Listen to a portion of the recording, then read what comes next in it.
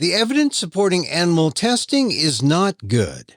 That's not news. The news is the scientific community's insistence to do useless research every day on animals.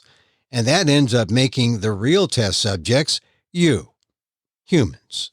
It's all explained in the new book, Rat Trap, next on the PETA Podcast.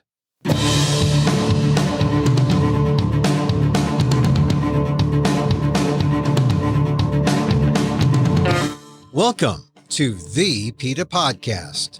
I'm Emil Guillermo, your host for this inside look at animal rights, brought to you by PETA, the largest animal rights organization in the world. On today's episode, Rat Trap, a new book by Dr. Pandora Pound that in one volume exposes the fallacy that has propped up animal experimentation from day one. The fallacy that what we learn from one species is translatable to humans. In terms of human-relevant data to fight disease, it's not. And yet, animal experimentation continues as the foundation of science. But as Dr. Pound told me from the UK, there's a growing alliance worldwide against animal experimentation. Starting with PETA's efforts years ago, Pound now finds she is one of many voices calling for sanity when it comes to animal experimentation. My conversation with Dr. Pandora Pound, author of Rat Trap, on the PETA Podcast. Dr. Pandora Pound, thank you for being here at the PETA Podcast. Well, thank you for inviting me. It's important anytime someone publishes a book called Rat Trap. This is really pretty groundbreaking. You are the research director at Safer Medicines Trust in the UK. What is Safer Medicines Trust? So it's a patient safety charity.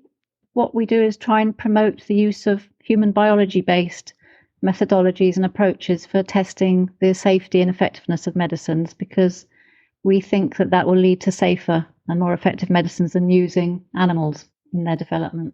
And what is generally the reaction from people about the work that you do at Safer Medicines Trust?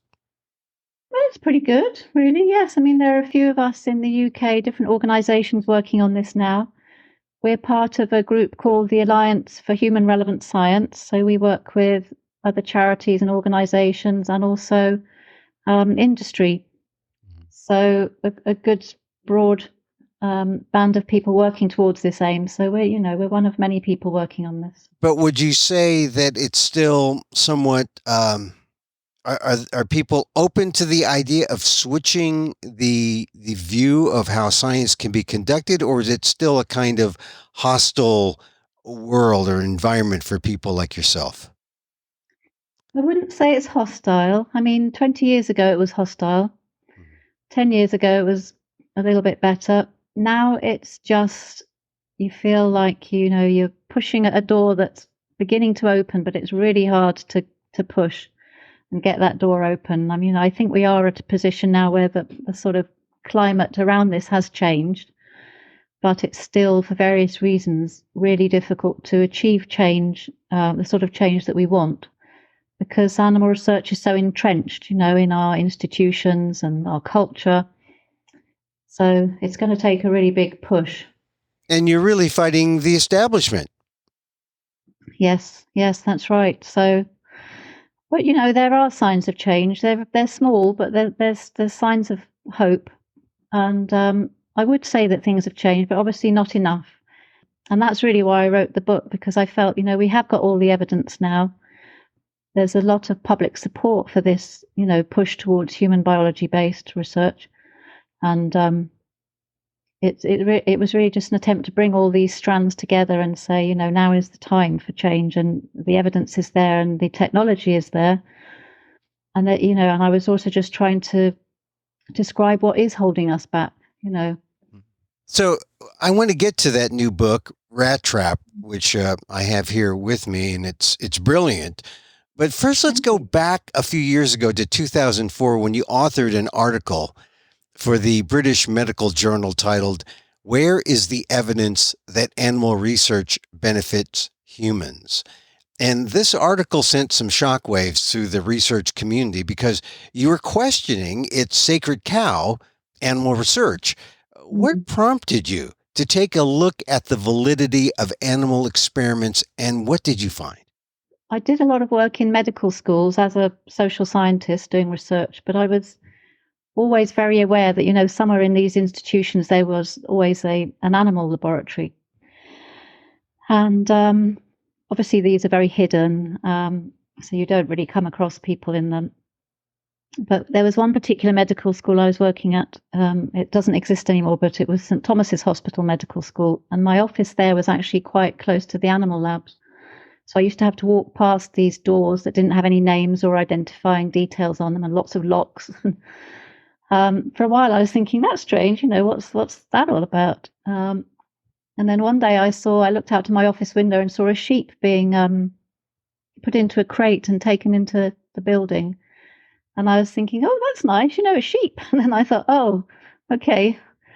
And, it sort of clicked. I realized where that sheep was going. And I began to think about it, because every day I had to walk past these doors, and I began to think about it more closely and began to look at, what was being said about it. And what you would find was these very general assertions about, how indispensable animal research was for medical progress and how it had been responsible for virtually every bit of progress we'd ever had. But I noticed there was very little in the way of, robust systematic evidence to support those statements. And so I went looking for the evidence because it wasn't immediately obvious that it was there. And before you get to the evidence, what did you ever find out about what they were doing to the sheep? Nothing, I'm afraid. No. This was, I think it was the late 1990s. And, it's still very secretive, isn't it? But it was so much more secretive then. There wasn't even an idea about transparency. Though I did notice in the medical school, there was a little notice up and it said, we're looking for lay members to join our ethical review board for animal research, which was quite a new thing at the time, ethical review. So I thought, oh, well, this would be a way to find out, what's happened to the sheep and what's happened to all these other animals. So I phoned up and I spoke to the chair of this ethical review board, and he asked me about, my views, and I guess I must have come across as a little bit too questioning, because he said, I don't think you're the sort of person we want on the board. And so I had no opportunity to find anything out. There was just no communication really with so-called outsiders. They just talked, and to some extent still do, just talk to other animal researchers, really. So where did your research go from there to where you got to find what you were looking for that questioned the validity of these experiments? So then we thought, so I was working at the University of Bristol within the medical school there in the Department of Social and Community Medicine, it was then called. And I got together with the head of the department at the time to look at this. And we noticed, obviously, that there's a lot of work. There was a lot of systematic reviews. They were using this systematic review methodology in human medicine to great effect. And so we thought, well, because it's such a good way of looking at the evidence and synthesizing it and looking at the quality of the evidence, we thought, well, this would be good if it was happening in animal research. But when we went to look, I think at the time there were only 25 systematic reviews in that field. This was 2004, compared to, thousands in clinical medicine. So we really just were noticing there was a lack of good evidence. And so that's why we used that title for the paper, Where is the Evidence? Because it really wasn't obvious. It tended to be sort of rather anecdotal, or it was so-called expert opinion. So it could just, very subjective opinion. It wasn't good, reliable, systematic evidence. I don't think the whole notion of good evidence was at that time really something that was attended to. People did put a lot of store by expert opinion, even though it was very subjective. And I think that's partly to do with the power of, professors and heads of department and so-called experts. We give them a lot of power and authority. The other thing we noticed was that when you do begin to look at the evidence within the field of animal research, the few studies that had been done, the systematic reviews, had pointed to how poorly the animal research was done. So in many cases, it wasn't possible to actually synthesize or draw any robust conclusions because the animal research had been conducted so poorly. And this really shocked me because I kind of naively thought, in such a controversial area, such as animal research, the very least that researchers could do would be to, make each animal's life count by doing their research diligently and, well, according to accepted scientific standards. But that wasn't the case. Were they sloppy? Did they not dealing with, say, animals' pain, or how would you characterize their work?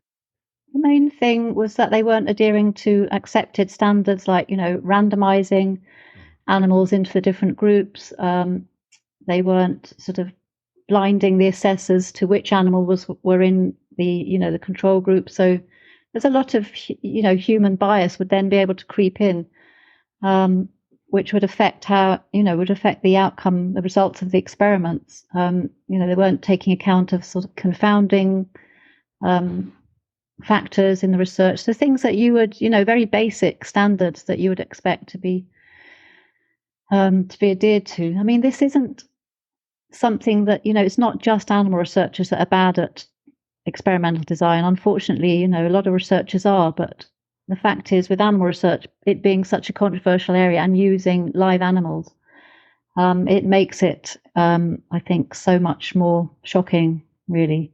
And the other thing is that, you're using these studies which you can't rely on, and then they're informing human studies. And this is what we were really concerned with at Safer Medicines, because you then get human clinical trials being launched on the basis of very flimsy animal evidence. And of course, then it's the humans that are the guinea pigs, because in effect, they are the first time this drug has actually been properly assessed. This is what we were interested in now at Safer Medicines Trust, because it makes humans into the guinea pigs, really. Was this one of the first times that this kind of expose had taken place? Two of the authors on our 2004 paper, Peter Sandercoe and Ian Roberts, had begun to look at the issue of systematic reviews. And so we asked them to collaborate on this paper with us. So they had looked at this just 2 years earlier. But then, yes, so they were also co-authors on the paper. So they were able to contribute their expertise to it. And so, yes, as you say, that was then published in the British Medical Journal. And the impact of that, when other people saw it, what was the reaction of the scientific world? I think it was dismay and horror, really. At the time, as I say in the book, I think that animal research was such a sort of sacred cow. It was not permissible to question it or criticize it. It was seen as if you were a scientist, it was seen as a betrayal of other scientists. It was seen as giving ammunition, if you like, to anti-vivisectionists. It was just very much frowned upon. And then, of course, we were also. I think they tried to sort of pick holes in what we were doing. They also tried to characterize us as anti-vivisectionists, and I think in so doing they were trying to say we weren't scientists and so we couldn't be trusted. But that was the atmosphere at the time in 2004, and also at that time in the UK there was a lot of there had earlier been quite a clampdown on animal rights activists, and so it was a very sort of live issue. Yeah. At the time. But you weren't an anti-vivisectionist per se, were you? No. You weren't an activist. No, but by characterizing us as that, I think it was a way of trying to give us less legitimacy, I suppose. Yeah. I don't think that would be the case now, but at the time that was a sort of tactic that was used. How about the personal backlash? Did you face any? Did it come your way? No, because I was so fed up with research at that time. I then left research for about 10 years. I had no idea of the impact it had had. So I was out of that field for about 10 years, and I just thought, okay, well, I've done that thing, and I'll just see how that evolves on its own. So you just left? You just said, I did my paper, I saw the reaction. It's not exactly the kind of reaction I had hoped for. Oh, no. I knew it would have that sort of reaction, so it didn't surprise me at all. But I guess I also know that things take time to settle down and, for an impact to actually have an effect. And at the time, nothing to do with this, I was just so sort of fed up with the whole culture of research. I thought I'm going to do something completely different, and I went off and studied acupuncture. A good thing that you didn't stick with acupuncture, no pun intended, but 10 years later, you did follow up with a second article in the British Medical Journal titled, "Is Animal Research Sufficiently Evidence-Based to be the Cornerstone of Biomedical Research?" And why did you do the article, and what was your conclusion there? So I was feeling a bit then, I was missing research, by about 8-9 years later, I was missing research, and I began to notice that a lot of evidence had accumulated since 2004. People had started doing systematic reviews of animal studies, and there was a lot of evidence really beginning to accumulate that, animal studies weren't translating to human medicine. And again, just confirming how poorly the animal studies were done. And so that paper in 2014 was really just trying to say, okay, what have we found out in those 10 years? Yeah, lack of translation, poor reliability of the results, and, that which means that we're going to be harming humans because, as well as animals, we're going to be harming humans because animal research isn't keeping humans safe in terms of medicine safety, and it's also not generating new treatments for humans because it's not translating to humans. So essentially, you put the humans back at the center of it all. What was the reaction from the medical community or the scientific community to this second paper in the British Medical Journal? I think it was striking, really, how much the climate had changed in those 10 years, I thought, anyway. This time people were sort of thanking us for doing it, and saying, oh, this, yes, this is important, this is good. To me, it was quite a striking difference, really, in those 10 years. And I think all credit to everybody who built up that, that body of research, who then went off, did those systematic reviews and looked at the translation, because so much good research was then done to expose the limitations of animal research. And that was really just what we were bringing together then in that paper. And that was really the beginning, because those two articles, the first one in 2004, the next one 10 years later, they were the inspiration for PETA's research modernization deal. And for many, they were the real evidence of what many suspected, that animal experiments aren't a necessary evil, and they may not even be necessary at all. So now we get to your new book, Rat Trap, The Capture of Medicine by Animal Research and How to Break Free is the subtitle. You take the reader through the history of experimenting on animals, also called vivisection, and bring us down to the modern day. How exactly did vivisection become the accepted and expected method of research into human conditions? I was quite excited doing that sort of historical investigation because, like a lot of other people, I think I had assumed, well, maybe animal research worked, in the olden days because there was nothing else. And so maybe it was necessary then. But what I found out was, far from it. It was animal experiments were actually exploited as a tool to raise the status of the professions of physiology and medicine, because the experimental method was associated with, proper science like physics and chemistry. And so it was a way to make medicine and physiology seem more scientific. And so it was really adopted with great enthusiasm by, people in those professions because it raised their status.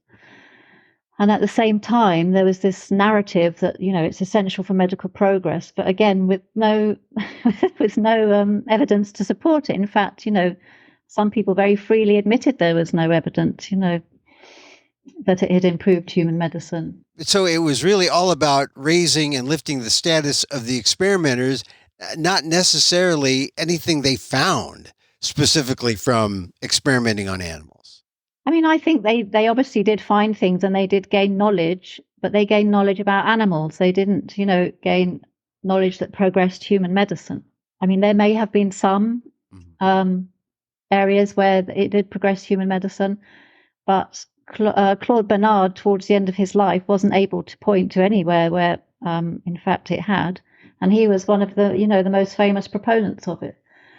What you learn when you study monkeys is you learn a lot about the monkeys, but not a lot about humans. No. And that's, I think, been the case from, the very beginning. So, you build up a lot of knowledge about animals, but when animal research is justified because of its impact on humans, that's not good enough.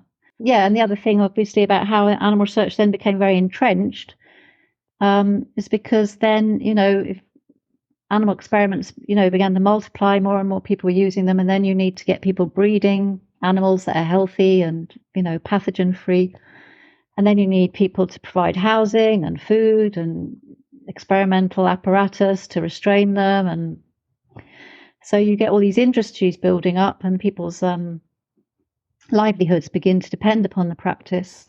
And also, the two big world wars, they were very instrumental in increasing the use of animal research because, they used them so much in research on radiation and chemical warfare. And it's just became a snowballing thing that, it was just ever increasing to the point where now it's so firmly entrenched, it's really difficult to replace it with superior methods. I mean, it's almost like we are so far into it and so far invested, we have begun to believe the lie. Yeah. I think, after 150 years of animal research, at least, it's a very deeply embedded belief in our culture that it works. I just have to talk to, not close friends, but, friends, people that I meet. I notice there's still a very firm belief that animal research benefits humans. And I think it's just this association that they know animal research is being done. They know there are, some advances in medicine, but they think that the one is dependent upon the other, which isn't the case, I mean, are we even at that point where we can say point blank to everyone that this is a given?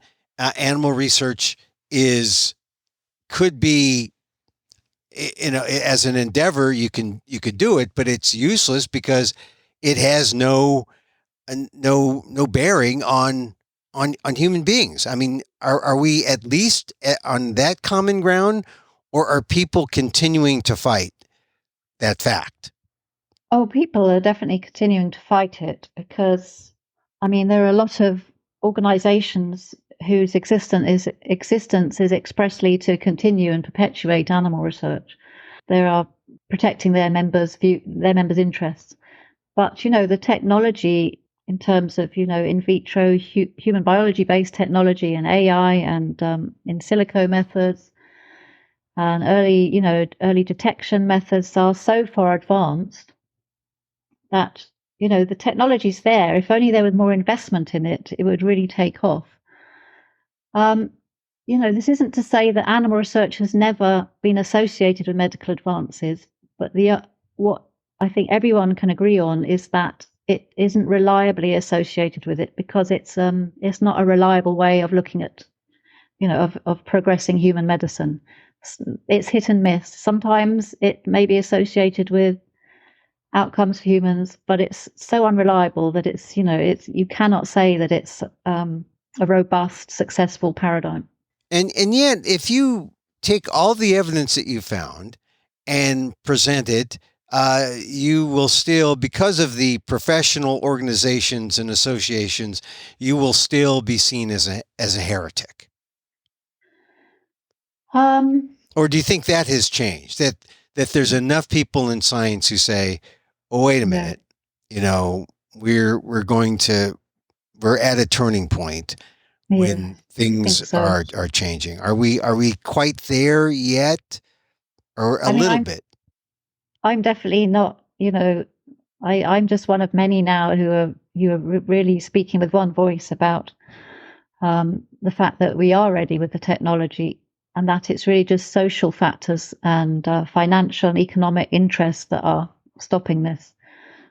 So yeah, there are many scientists now who whether they say so publicly or not, are absolutely support a move towards human biology-based research. I mean, you mentioned the economics. It seems that may ultimately the economics and the technology. But what about the treatment of the animals, the ethical treatment of the animals? Has that moved the debate as far as it could? And now it's up to these other areas to like push the movement forward? Or what about the animals and what happens to them? Well, I think, there's a huge amount of public support for a move away from using animals because of concern about the ethics of using animals and animal suffering. I mean, that's not what we focus on at Safer Medicines Trust. Obviously, it's totally legitimate area of concern, but it's just that we focus on the human aspect because we don't think it's not immediately obvious to people that animal research harms humans as well as animals. In America, in Europe, in the UK, there's a huge move towards, there's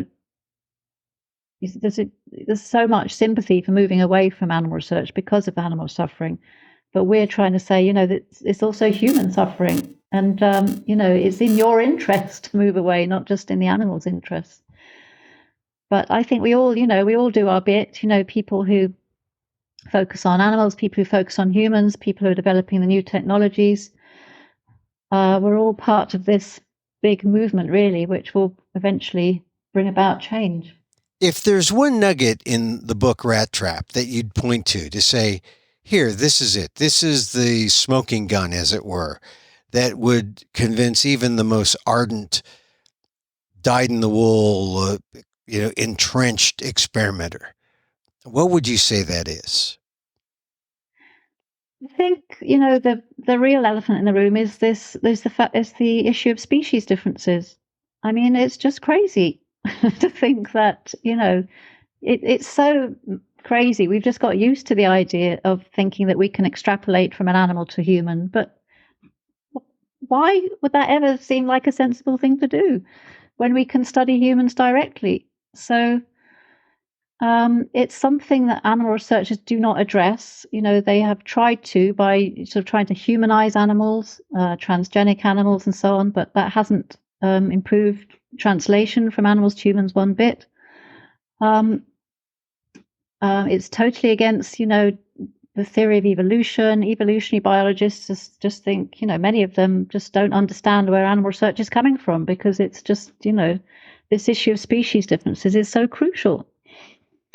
So, it's kind of ignoring the main sort of underlying theory within biology, the theory of evolution.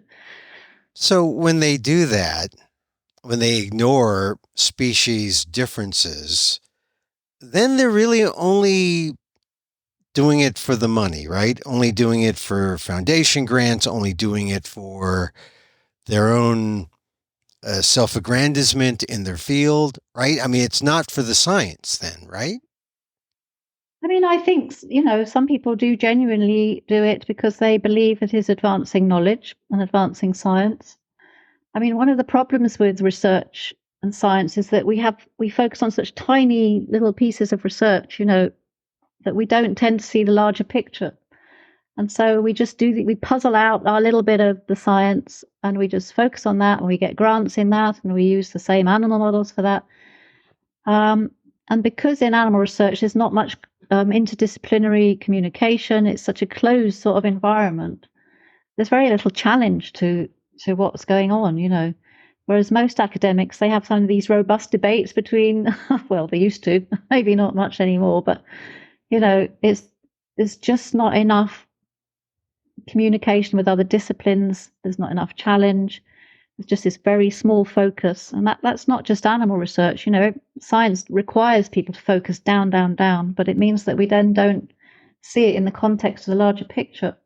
Yeah. Do you think the scientists hide behind science and the idea that, science is this elite sense of knowledge, that they can't even see the ignorance of how they address species or how they fail to address species difference? I I really don't know. I can't see how they can ignore it. I mean, to me, it's such a sort of, it's such an obvious problem. I Well, then, really don't understand how it's not been addressed. well, then it's just self-interest, right? Then it's just protecting one's turf, one's perspective and point of view. This is the way we do science.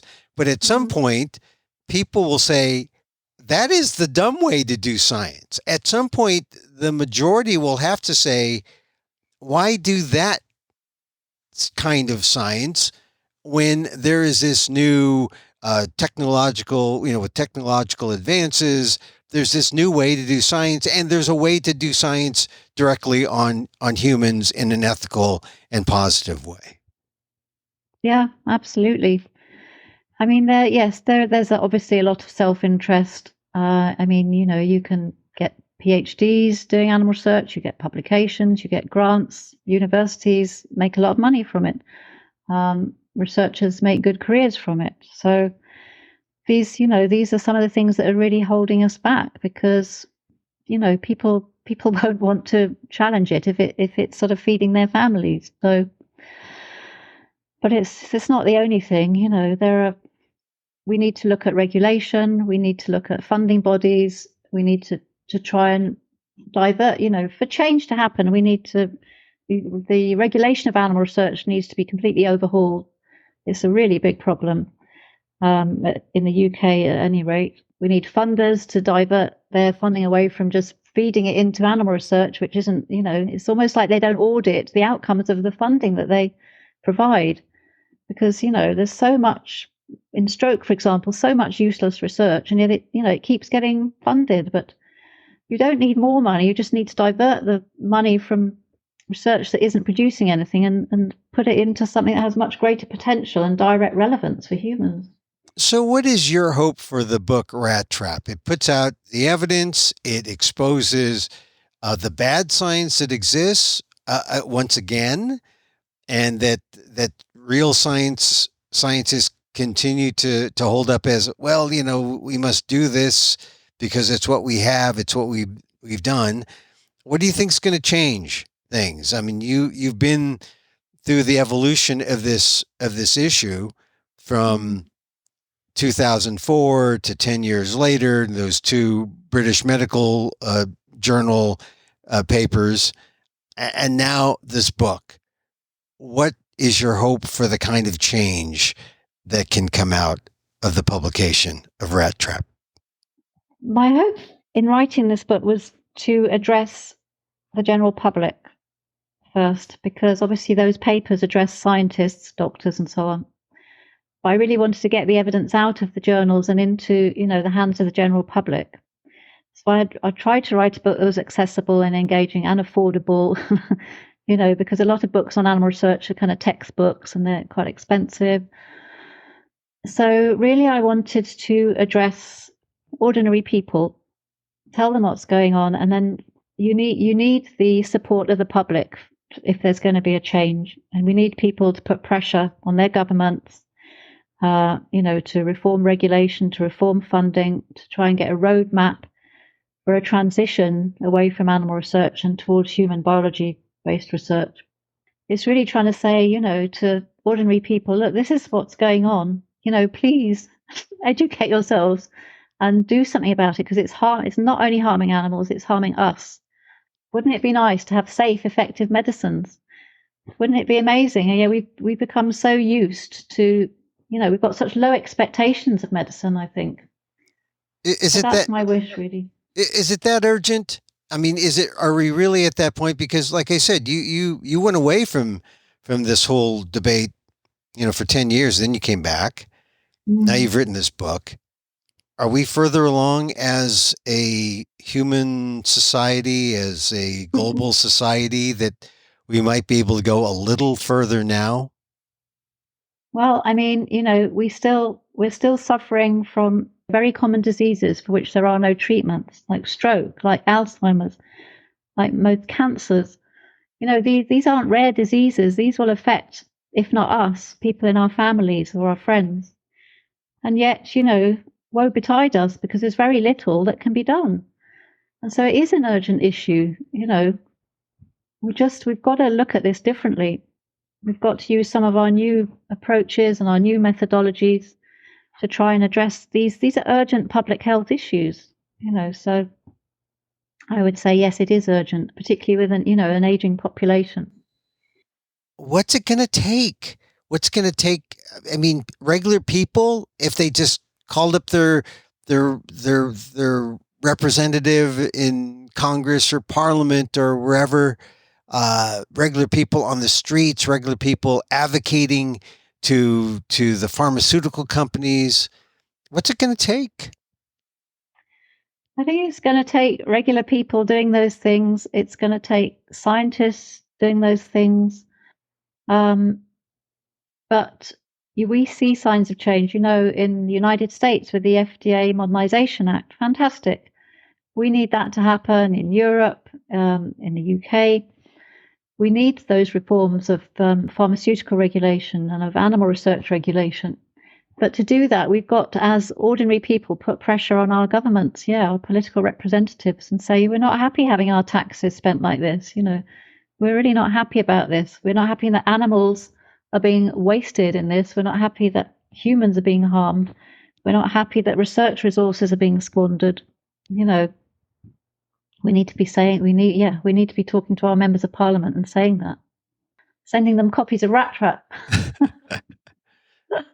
Well, Dr. Pandora Pound, don't take another 10-year hiatus.